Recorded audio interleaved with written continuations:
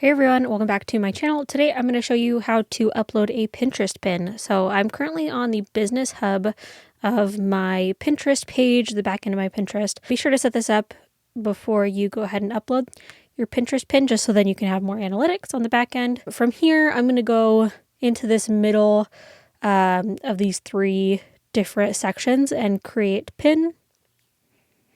All right, from here we can either drag and drop, but I am going to click on the upload button and then go to my downloads. And then I have a test pin here that just says test pin that I would go ahead and upload. From here, we can do a couple more things. We can add our title over here. We can tell the description, add the alt text, add the destination link, so to your blog or to wherever this pin is going to.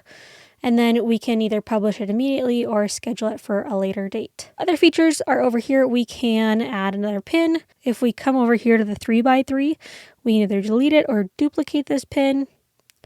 But if we wanted to go ahead and publish it, we would just go ahead and pick a Pinterest pin board and then hit publish. And it might take a little bit for it to go ahead and publish, but there we go. It has gone ahead and published. That is kind of a quick and easy way to get your Pinterest pin uploaded to Pinterest. Be sure to like and subscribe.